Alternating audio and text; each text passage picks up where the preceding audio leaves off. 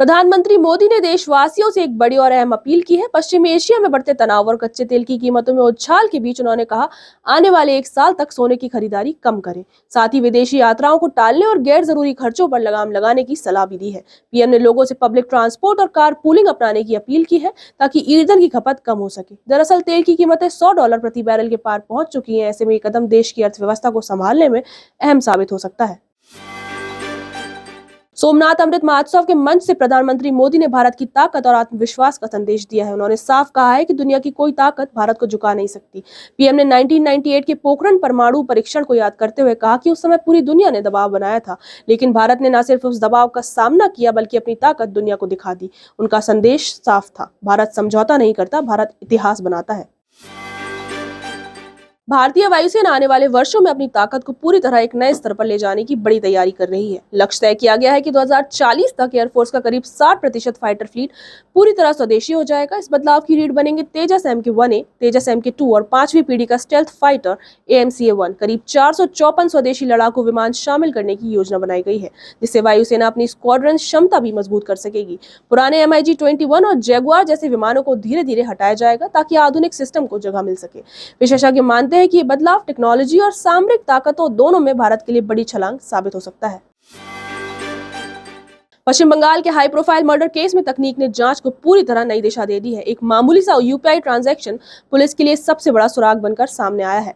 Toll plaza पर किए गए डिजिटल पेमेंट के जरिए आरोपियों की लोकेशन और मूवमेंट को ट्रैक किया गया है। अयोध्या में छुपा आरोपी भी इसी डिजिटल फुटप्रिंट की मदद से गिरफ्तार कर लिया गया है। सीसीटीवी फुटेज और पेमेंट डेटा को मिलाकर पुलिस ने तीनों शूटरों तक पहुंच बनाई है। ये मामला दिखाता है कि अब डिजिटल टोल अपराधियों के लिए सबसे बड़ा खतरा बन चुका है। केदारनाथ यात्रा से लौटते समय ट्रेन से अचानक गायब हुई दुल्हन का मामला पूरी तरह सुलझ चुका है। कानपुर की प्रज्ञा सिंह 6 दिन बाद बिहार के बेगूसराय में सुरक्षित मिली है, जिससे परिवार और पुलिस दोनों को राहत मिली है। पूछताछ में सामने आया है कि पति से झगड़े के बाद वह गुस्से में बिना सोचे समझे ट्रेन से उतर गई थी। इसके बाद उन्होंने बिना टिकट पूरी ट्रेन पकड़ ली और अनजाने में बिहार पहुंच गई, जिससे शुरुआत में किडनैपिंग या हादसा समझा जा रहा था, वह अंत में एक पारिवारिक विवाद निकला।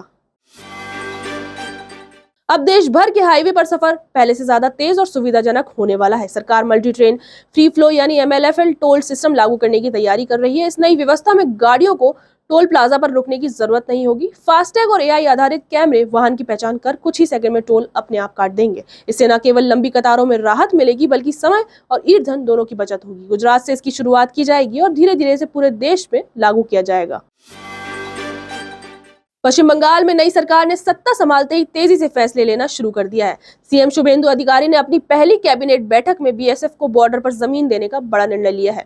अधिकारियों को स्पष्ट निर्देश दिए गए हैं कि 45 दिनों के भीतर जमीन हस्तांतरण की प्रक्रिया पूरी की जाए। इसके साथ ही केंद्र सरकार की कई योजनाओं को भी राज्य में तेजी से लागू करने की तैयारी की जा रही है। सरकार ने साफ कहा है कि उसकी प्राथमिकता सुरक्षा, विकास और बेहतर प्रशासन है।